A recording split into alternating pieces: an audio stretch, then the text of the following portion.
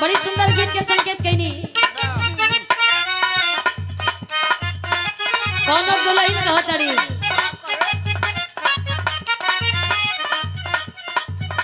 घड़ी रउआ राम केवल जी वायरल चलता नहीं पूछी मत ए महाराज ऐसा ऐसा काम रउआ कह देता नहीं कौन महाराज हैं आप श्रीकांत महाराज नीलकंठ महाराज अरे वे भैया जौन तू कहे ना भैया मतलब ही कहे ला कहो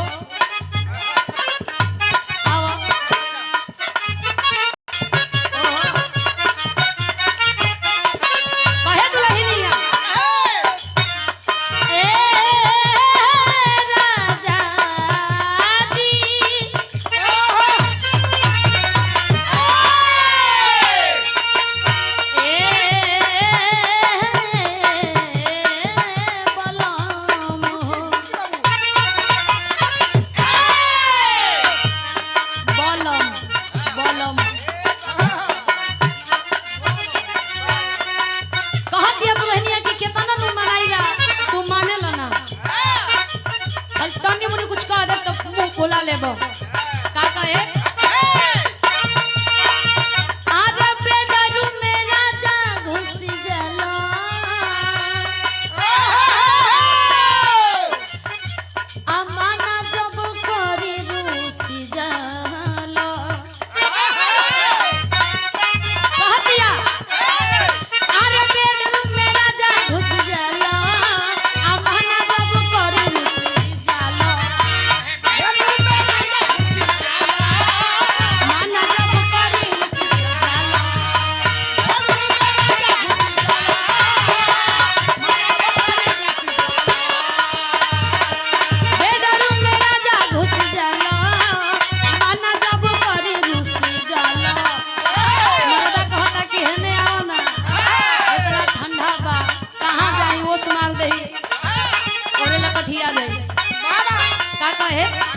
प्यार बरसावे दोना तनी लगावे दके वाड़ी रानी जी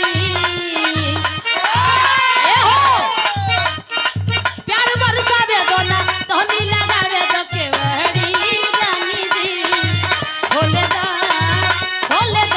कमरिया से साड़ी रानी जी कमरिया से साड़ी रानी जी खोले दा ना तो कैसे हाँ रील वाला हो जा रील वाला भी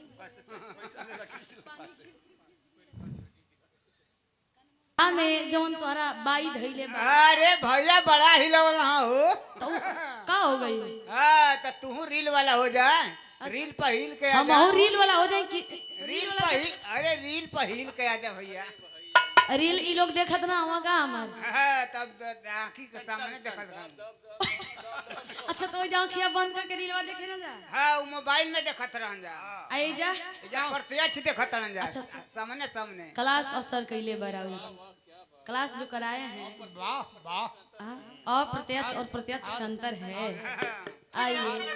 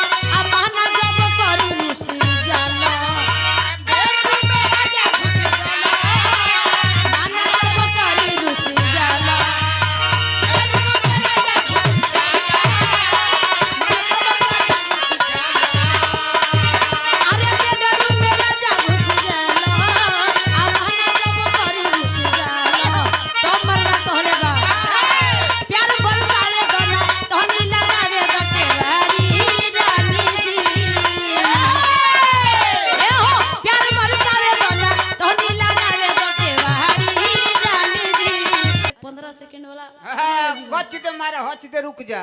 आज इनका ध्यान बंटल ह। सुना सुना गुरुजी, इनकर मलकाइन छोड़ के चल गई है दिल्ली। यही से इनकर ध्यान बार बार सोचत हम कौनी ट्रेनिया से जान हमर गईली अगिया लागो टिकस से जर जाए। भैया के लिए वाह वाह वाह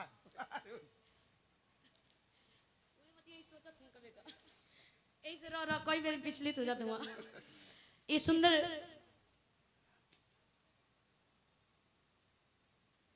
सुंदर आशीर्वाद रवि रेडियो दुबारी इस साउंड के मलिकार महोदय हमरे गार्जियन जी बड़ा प्यार बड़ा सने आशीर्वाद रहेला। लेकिन रउआ केहू के बात ना सुनीला, यही बात के हमरा खुशी रहेला। ना तो कितना आदमी फोन क के रउआ के बहलावे लोन। यही तो खासियत है इनकरा में। कहेलन कि बे अरे डाइवर्ट करे वाला बहुत लोग बनन, लेकिन आप लोग जैसन गार्जियन अभी बानी तो खड़ा हमेशा आप हमेशा हमारे लिए रहते हैं। इस बात को मैं ऑन कैमरा कह रही हूँ। एक बार ताली बज जाए हमारे गार्जियन खाती, और एक बार यहाँ खाती ताली बज जाए। तनी ताली बजा दे लोग, हम जाना तनी हाथ भैया साल चदरा में बा। हाथ हीटर पर रखले हुआ जा। हीटर पर हो कहाँ हीटर पर हीटर पर भैया। ये ठंडा में बेचारू ना में चामे के जिला में हो जाला। हम तो सोचते नहीं कि करतलिए न छूटे, लेकिन तो इनकर जीविए छूट जाता है। इस सुंदर माला और ये शानदार आशीर्वाद दिए 501 रुपया देकर के मर्तबा बढ़ाए। बहुत बहुत प्रणाम सम्मानित श्री केदार यादव जी, रवि रेडियो दुबारी साउंड के मलिकार महोदय। बहुत बहुत प्रणाम हमारे गार्जियन के। अब बहुत लाजवाब, जितना भी कहीं कम हो भले कोई कुछ हो लिखवा लेवे महाराज, भले कोई कुछ हो लिखवा लेवे, लेकिन ए पूर्वांचल में आप शाहबाद में एगो कुमार साउंड वाले हुआ। अब तरुआ कल से बैठल बानी नु, कल हम सेट करके आगे जाके नाचबो करेला। हाँ आई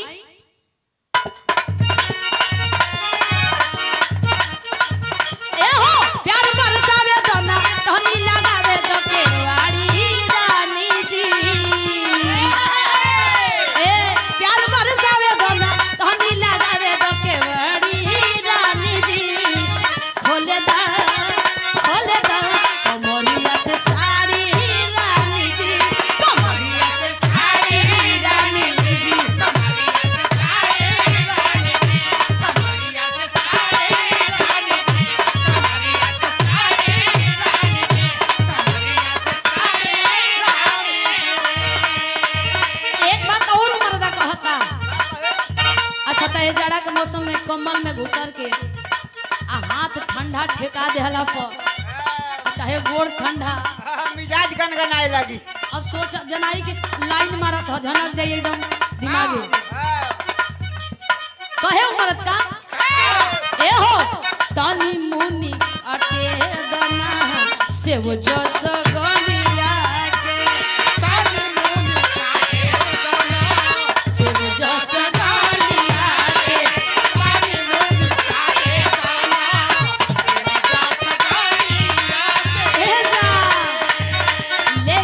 सवाद जानू पिंक वो ठोलिया के, पिंक वो ठोलिया के,